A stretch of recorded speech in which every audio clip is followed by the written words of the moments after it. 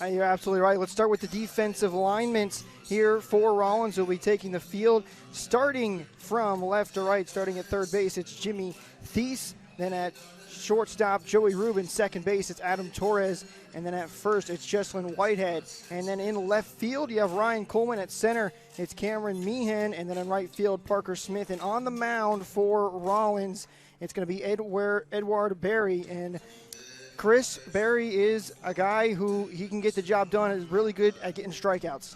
54 strikeouts to 21 walks last year at Swarthmore. He's a transfer from Swarthmore in Pennsylvania, a Division III school. He's from Alabama. This is going to be his fourth start of the year, and Edward Berry just needs to do his thing, commanding pitches like he always does, and get those strikeouts, keep that ratio the same way. So now, Joey Rubin, the leadoff hitter for Rollins, take the plate. Had a strikeout in his first appearance. Looking to try and change that as the first pitch outside for a ball.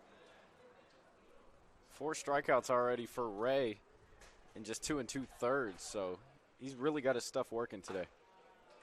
Swing and a miss there. 0-2 now. Or 1-2, excuse me.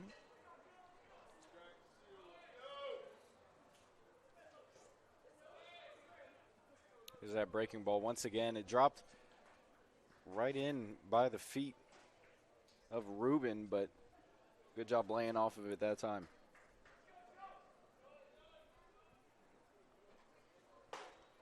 Swing and a miss there. Count even at 2 now.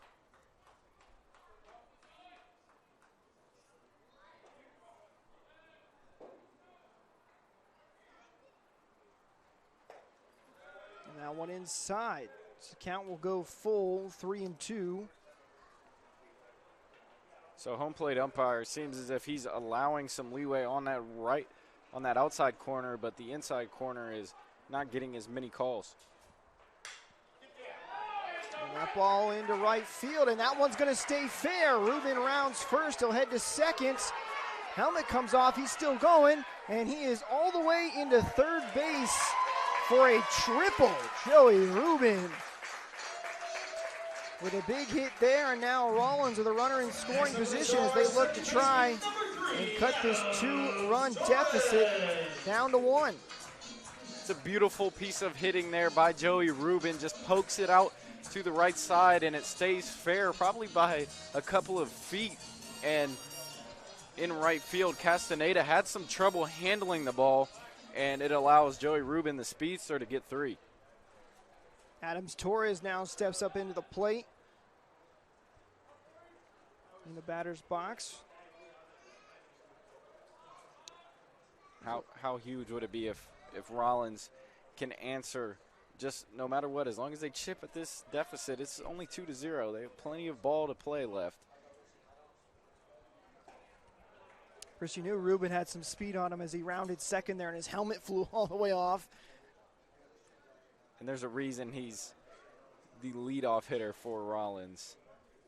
Normally want to have a speedster at first in the lineup. There's a line drive, and that's going to get down to score a run.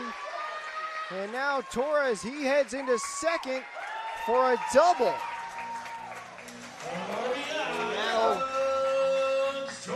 cut the deficit down to 1. 2-1 your score in the bottom of the third. And all this with 2 outs. Huge piece of hitting right there by both Joey Rubin and Adams Torres. They're just taking the pitches and drilling them to the right side of the field and finding the open turf and just dropping them in and hitting it where the outfielders are not. And that's a great piece of hitting, but it also might mess with the confidence of Carlos Ray. He hadn't given up a hit until this third inning. Jesslyn Whitehead grounds that one out to short, and the throw is going to be in time. It looks like he was a little off the bag, but I think he got the tag, so that'll retire the side. And Rollins will leave a runner on second, but they score a run off a Torres double, and it's now 2-1 Southeastern. We'll be right back after this for the top of the fourth. Game-winning run on third, full count. Danny Vasquez, the pitcher. Parker Smith at the plate. It's a high fly ball. Deep. Center field. Gone! Parker Smith ends it for the Rollins Tars.